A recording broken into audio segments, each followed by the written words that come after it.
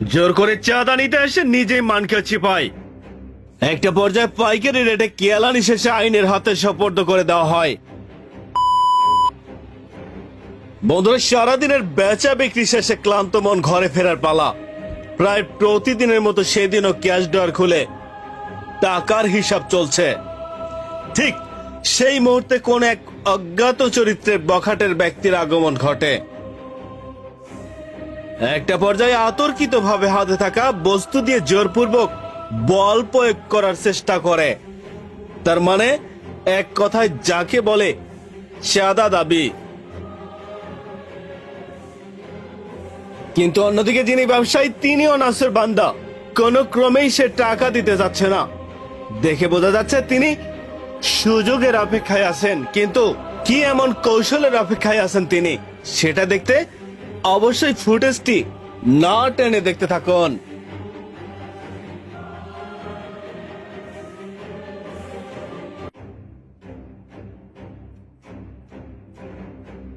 বন্ধুরা, এই সেই কৌশল যা কিনা উপস্থিত বুদ্ধিকে কাজে লাগে কিভাবে একজন চাঁদাবাজকে ধরা যায়।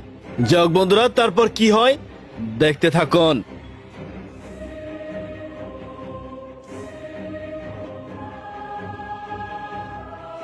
বন্ধুরা, ইঁদুর যখন একবার ভুল করেও ফাঁদে পড়ে তখন সেই খাসার ভিতরে এদিক সেদিক পায়চারি করে নিজেকে বাঁচার জন্য। কিন্তু এখানে অজ্ঞাত সেই ব্যক্তি বাঘ থেকে বিড়ালের ভূমিকায় আচরণ করছে। বিপদ কারে কয় যা হারে হারে টের পাচ্ছে। কিন্তু চেষ্টা করছে কিভাবে এখান থেকে বের হওয়া যায়। অন্যদিকে যিনি ব্যবসায়ী বা দোকানদার, তিনি বাহির থেকে শাটারের তালা মেরে জনবল শক্ত করার জন্য লোকবলের সংখ্যা বাড়াতে অপেক্ষা করছে। তার কারণ চোর বা চাঁদাবাজকে জামাই আদর করতে যাচ্ছে। বন্ধুরা, কেউ অসৎ কাজে ধরা পড়ে বাঁচতে চায়, আবার অন্য কেউ সেই অন্যায়কে প্রশ্রয় না দিতে বাধা দেয়। কিন্তু প্রকৃতপক্ষে দুজনেই মানুষ।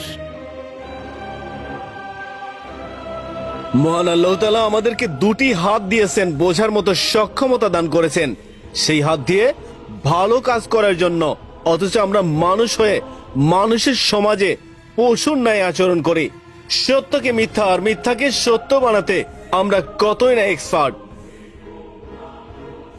আর এর ফলাফল জনপ্রকাশে না পেলেও মহান আল্লাহ তাআলা পরপারে ঠিকই এর বিচারের কাঠগড়ায় দাঁড় করাবেন, যা কিনা বাস্তবে এই মুহূর্তে প্রমাণ পাচ্ছে।